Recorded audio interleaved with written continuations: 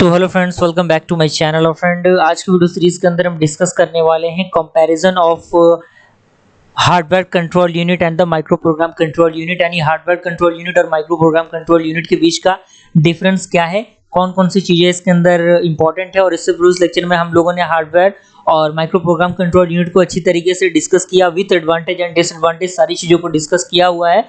तो अगर आपने प्लेलिस्ट को एक्सेस नहीं किया तो प्लेलिस्ट को एक्सेस कर लीजिएगा और साथ ही साथ सारी चीज़ों को शेयर भी कीजिएगा अपने फ्रेंड सर्कल में, ताकि वो लोग भी इन चीज़ों का फ़ायदा उठा सकें। तो इसको हमने 3 सेक्शन में डिवाइड किया है। पहला आपका है एट्रीब्यूट, यानी एट्रीब्यूट उसके रिगार्डिंग क्या है, कौन सा एट्रीब्यूट इसमें फॉलो होगा।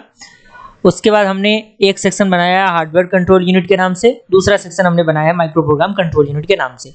सबसे पहले हम स्पीड को एट्रीब्यूट रखते हैं। तो स्पीड आपका जो हार्डवेयर कंट्रोल यूनिट होगा वो क्या होगा, फास्ट होगा, और जो माइक्रो प्रोग्राम कंट्रोल यूनिट का जो स्पीड होगा वो स्लो होगा। उसके बाद आपका हमने एट्रीब्यूट रखा है कॉस्ट ऑफ इम्प्लीमेंटेशन, यानी इसको इम्प्लीमेंट करना। तो ये इसको यानी हार्डवेयर कंट्रोल यूनिट को इम्प्लीमेंट कर पाना थोड़ा सा क्या है, एक्सपेंसिव है, लेकिन माइक्रो प्रोग्राम कंट्रोल यूनिट को मतलब इम्प्लीमेंट कर पाना थोड़ा सा आसान है as compared to hardware control unit. Third आपका है जो एट्रीब्यूट है वो है आपका कंट्रोल फंक्शन। तो हार्डवेयर कंट्रोल यूनिट की हम बात करें तो इम्प्लीमेंट इन हार्डवेयर, यानी ये हार्डवेयर के अंदर इम्प्लीमेंट होता है, और जो आपका माइक्रो प्रोग्राम कंट्रोल यूनिट होता है वो किसके अंदर इम्प्लीमेंट होता है, सॉफ्टवेयर के अंदर इम्प्लीमेंट होता है। उसके बाद हमारा 4 है, 4 आपका जो एट्रीब्यूट है वो फिजिबिलिटी है। तो यहाँ पे हार्डवेयर में है not flexible to accommodate new system specification और द न्यू इंस्ट्रक्शन, यानी न्यू इंस्ट्रक्शन के अंदर स्पेसिफाई करना चीज़ों को, इसमें जो फ्लेक्सिबिलिटी होती है वो नहीं होती। लेकिन जो आपका माइक्रो प्रोग्राम है उसके अंदर जो फ्लेक्सिबिलिटी होती है वो थोड़ी सी होती है।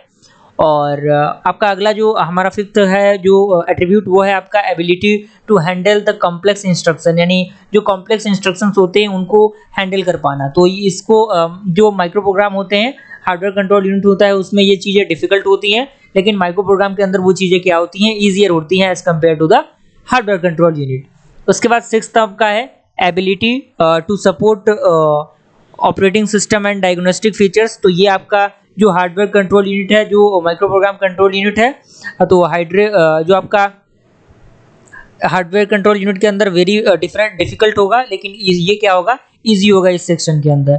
उसके बाद आपका 7 नंबर आपका आता है डिज़ाइन प्रोसेस। तो डिज़ाइन प्रोसेस इसका क्या होगा, कॉम्प्लिकेटेड होगा, और इसका क्या होगा, एज इजी होगा as compared to the hardware control unit. Then आपका 8 है आपका एप्लीकेशन। तो राइज माइक्रो प्रोसेसर एप्लीकेशन पे ये काम करता है, ये आपका साइज माइक्रो प्रोसेस पे काम करता है। उसके बाद आपका 9th नंबर आता है इंस्ट्रक्शन सेट साइज। तो इसका क्या होता है, इसका स्मॉल साइज होता है, और इसका क्या होता है, लार्ज होता है as compared to the hardware control unit. उसके बाद 10th आपका है कंट्रोल मेमोरी। तो कंट्रोल मेमोरी इसके अंदर एब्सेंट होता है, यानी नहीं होता, और इसके अंदर क्या होता है। एंड 11th आपका है एरिया रिक्वायर्ड। तो ये आपका कम एरिया कैरी करता है हार्डवेयर कंट्रोल यूनिट, लेकिन जो माइक्रो प्रोग्राम कंट्रोल यूनिट होता है वो काफी एरिया को कैरी करके रखता है। तो यहाँ तक मुझे पूरी उम्मीद है कि सारी चीजें समझ में आ गई होंगी।